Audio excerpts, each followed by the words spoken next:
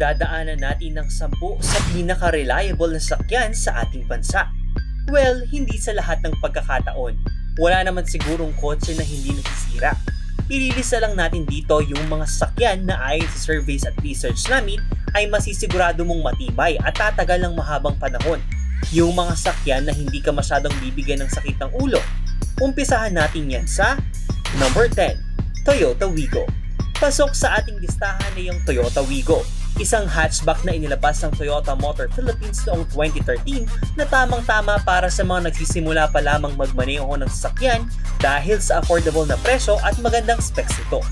Kilala ang Toyota na isa sa mga brand na reliable ng mga pinoproduce sa sasakyan. Ang ilan sa mga sasakyan ng Toyota ay dumaan sa test at nakatanggap ng magandang marka dahil kaunti lamang ang pinakitang defects o bihira lamang mag-malfunction ng mga parte nito. Ang Toyota din ang pinakasikat at pinakamabentang brand ng sasakyan sa ating bansa sa loob ng maraming taon. Gustong-gusto ko ang harapan ng Wigo dahil mukha itong bulldog na malungkot. Napaka-cute pa naman tignan ng mga asong yun. Ang Wigo ay mayroong 1 liter na gasoline engine na kayang maglabas ng 66 na horsepower at 89 Nm sa torque. Pwedeng mamili sa dalawang klase nito, ang 5-speed manual o 4-speed automatic transmission na walang kahirap-hirap umakyat sa Baguio at Tagaytay. Ang sporty na itsura nito ay nagbibigay ng magandang dating para sa mga nagbabalak kumuha ng ganitong unit. Mayroon itong spoiler sa likod at brake lights. Ang LED taillights at projector headlamps naman nito ay gawa sa halogen. Sa loob nito ay mayroong sapat na espasyo para sa 4 na adult at sapat na espasyo sa likod na pwedeng lagyan ng mga gamit. Ang Wigo ay mayroon ding installed airbags at seatbelt warnings. Number 9. Mitsubishi Mirage G4.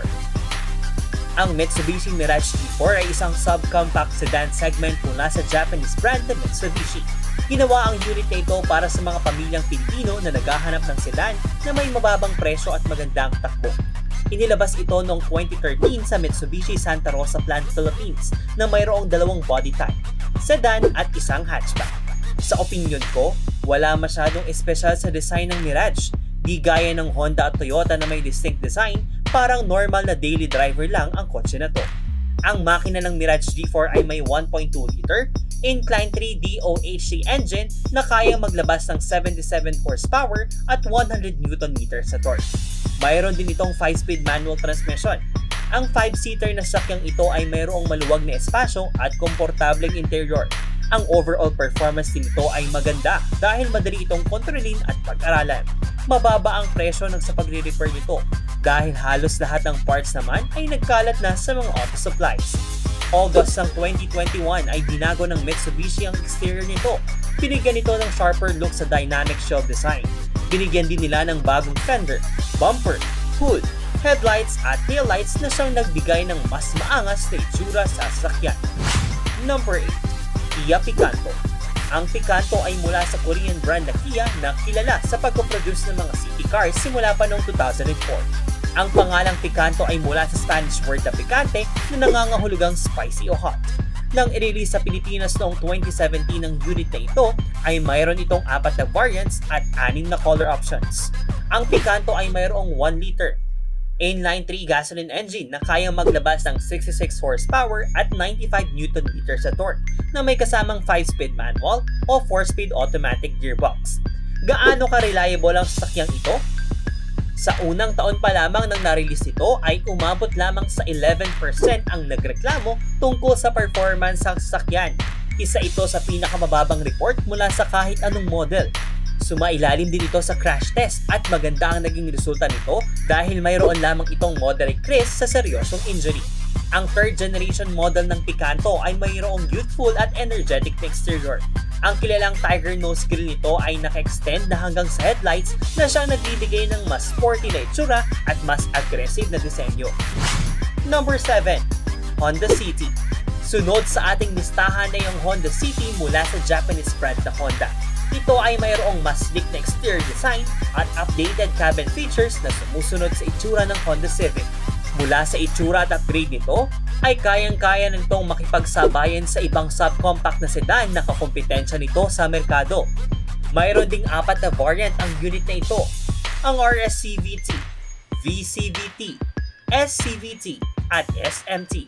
Lahat ng ito ay mayroong 1.5-liter 4-cylinder i-VTEC gasoline engine na mayroong 119 horsepower at kayang maglabas ng 145 Nm sa torque. Ang 5-seater na sedang ito ay kilala bilang reliable mid-size sedan na tamang-tama para sa komportable at safe na biyahe. Isa ito sa mga pinaka-affordable na mabibili ng second hand at ang moderate na ground clearance ito ay tamang-tama sa babakong daan. Hindi ka na mamomroblema sa mga humps sa daan dahil mataas na ang ground clearance ito. Number 6. Toyota Camry. Ang Camry ay isa sa mga pinakamatagal na nameplate sa lineup ng Japanese brand na Toyota. Ipinakilala ito noong 1982 at patuloy pa rin bumebenta sa tao hanggang ngayon. Noong 90s ay inadjust ang size ito at ginawang mid-size sa sedan. At noong 2018 naman ay binago ang disenyo ng Camry at binigyan ito ng mas sporty na imahe. Maluwag ang espasyo sa loob ng 5-seater na sedang ito at isa rin sa mga pinakamagandang quality ng sasakyan. Tinago rin din itong safest passenger car in the market noong 2019 mula sa ASEAN NCAP ratings. Ang lahat ng variant ng Camry ay mayroong 2.5-liter 4-cylinder inline DOHC, ang dual VVT i-gasoline engine at may kakayahang maglabas ng 181 horsepower at 231 Nm sa torque. Ang dalawang variant na available sa Pilipinas ay mayroong 6-speed automatic transmission. Kilala ang 8th generation model na ito sa maluwag na espasyo nito, habang exterior naman ito ay mayroong LED headlight, LED daytime running lights at headlamp leveling device. Ang disenyo nito ay mas naging mas sleek kumpara sa mga kalaban nito sa merkado dahil sa ilang upgrades ito. Number 5. Honda Accord. Panglima sa listahan ng Honda Accord na entry ng Honda para sa executive sedan segment. Ang Honda Cars Philippines Incorporated ay nag-release ng isang bagong variant ito sa Pilipinas, ang Honda Accord 1.5 EL Turbo CVT na mayroong Honda Sensing. Ang bagong safety feature na develop ng Honda. Katulad ng Camry, luxury vehicle ito ng Honda at alam natin na kapag gumawa ang mga car manufacturer ng luxury type na sasakyan, asahan mong ilalagay nila dito lahat ng advanced technology features. Pagkakasyahin talaga nila sa isang kotse lahat ng kailangan mo dahil mayayaman o mga elite ang target market ng mga ganitong sasakyan. Hindi na din nakakagulat na isa ito sa pinaka-reliable na kotse sa Pilipinas. Ang available unit sa atin ay 1.5 EL Turbo CVT na mayroong 1.5-liter Earth Dreams Technology, DOHC, 6-valve VTEC Turbo na kayang maglabas ng 187 horsepower at 260 Nm sa torque. Noong 2013 ay tinagurian ng unit na ito bilang pinaka-reliable na sakyan. Nakakuha din ito ng mataas na marka sa owner satisfaction at pinakamatibay kumpara sa ibang executive sedans dahil maaaring tumagal ang sakyan na ito ng 15 to 20 years kung maaalagaan ng maayos. Sa kabila na to, ang mga model na inilabas noong 2000 to 2003 at 2008 ay siyang mga model na hindi raw maire-recommend ng mga owner dahil sa mga ilang nai-report na minimal defects ito. Ang unit na ito ay mayroong sporty na design. Ang LED headlights ito ay mayroong running lights, restyled na grille at revamped na bumper. Sa kabuuan ng exterior nito ay may lalarawan bilang sharper looking at rear nito ay halos hawig ng Civic. Number 4. Nissan Almera. Ang Almera ay mula sa Japanese manufacturer na Nissan. Ang unit na ito ay kilala sa reliable na performance sa kalsada, pati na rin ang mga mura at affordable na presyo nito sa merkado. Ang subcompact vehicle na ito ay mayroong maluwag na interior at malaking cargo compartment. Mayroon din itong malakas na air conditioning system na trademark daw ng Nissan Cars. Ang Almera ay pinakilala bilang kapalitang naunang disenyo ng Nissan Sunny. Noong October 1, 2021 ay ipinakilala sa Pilipinas ang 4th generation ng Almera at kapansin-pansin na mas bago ang dating ng unit na ito kaysa sa mga naunang versions ito. Nakatanggap ito ng 4-star rating sa safety test ng NCAP na siyang naging pinakamagandang indicator ng Nissan sa reliability. Nawala ang soft curve sa design ng bagong Almera. Binigyan ito ng mas sharp na disenyo at nilinis ang itsura nito. Ang interior nito ay may revamped na dashboard at mas convenient ang position ng mga controls. Mayroon itong 1-liter inline 3 turbocharged engine na kayang maglabas ng 98 horsepower at 152 Nm sa torque. Ang bagong model din na ito ay mayroong idle at stop-start technology. Number 3. Honda Civic. Sa ngayon ay nasa ikasampung henerasyon na ng compact sedan ng Honda Civic. Ang dalawang variants na available sa Pilipinas ay mayroong dalawang klase ng makina. ang Civic RS na mayroong 1.5-liter turbocharged inline-4 engine na may kakayahang maglabas ng 171 horsepower at 220 Nm sa torque. At ang pangalawa naman ay may 1.8-liter inline-4 engine na kayang maglabas ng 139 horsepower at 174 Nm sa torque. Ang lahat ng variants ay gumagamit ng continuous variable transmission. Ang exterior nito ay mas sporty ang style at may pagkamalapad din naman. Ayon sa 2020 Driver Power Customer Satisfaction Survey ay nasa ika-39 na pwesto ang Civic sa pagiging reliable. Mayroon itong marka na 4.5 out of 5 sa reliability rating at nasa ika-3 pwesto sa top 36 compact cars. Number 2, Toyota Vios. Pinakilala noong 2002, ang subcompact sedan na gawa sa planta ng Toyota sa Santa Rosa, Laguna ay ang Vios. Sa kasalukuyan ay mayroon itong 9 variants at mayroon itong dalawang klase ng makina. Ang pinakamalaki nito ay ang 1.5-liter inline-4 engine na kayang maglabas ng 106 horsepower at 140 Nm sa torque. Habang ang pangalawa naman ay 1.3-liter inline-4 engine na kayang maglabas ng 98 horsepower at 123 Nm sa torque.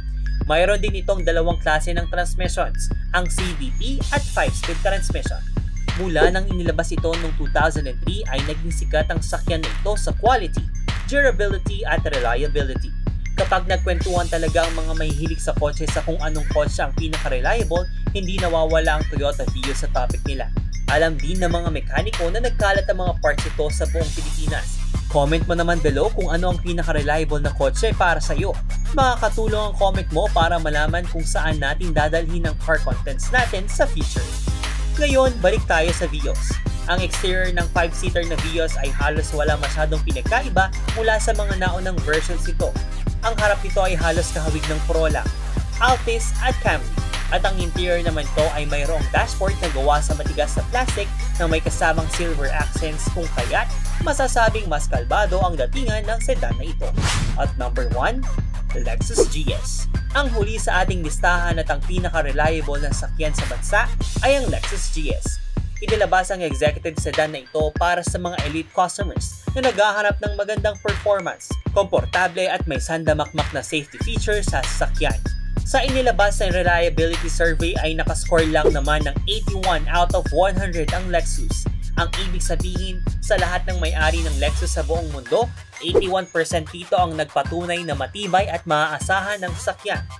Fun fact, ang Lexus brand ay pagmamay-ari din ng Toyota. Dahil nga luxury vehicle ito ay alam nyo na, ibineto na din dito lahat ng safety features at pinagsisika na din dito lahat ng technology na kung yung mayaman mong kapitbahay lang ang kayang bumili. Ang interior ng sasakyan ay classy at maluwag, mula sa leather seats hanggang sa telescopic steering wheel nito. Ang exterior naman nito ay mayroong metikulosong disenyo na nagiging dahilan para mag-stand out ito sa ibang sasakyan. Sa ating bansa ay mayroon itong 3 variant na available sa merkado, ang Lexus GS 350F Sport, Lexus GS-F at ang hybrid Lexus GS 450. Ang Lexus GS 450 ay mayroong V6 24-valve DOHC engine na may kasamang CVT transmission na kayang maglabas ng 288 horsepower. Ang Lexus GS 350F Sport naman ay mayroong 8-speed transmission na kayang maglabas ng 311 horsepower at 380 Nm sa torque. Habang ang Lexus GS-F ay may V8 32-valve dual VVT engine na may kasamang 8-speed transmission at kayang maglabas ng 471 horsepower at 513 Nm sa torque. Agree ka ba sa aming listahan? I-comment mo na yan down below. Gusto naming marinig ang opinion mo. Mag-like at subscribe na for more contents na katulad nito. Meron din kaming mga products at merch. Yung links nasa description. Salamat sa panonood!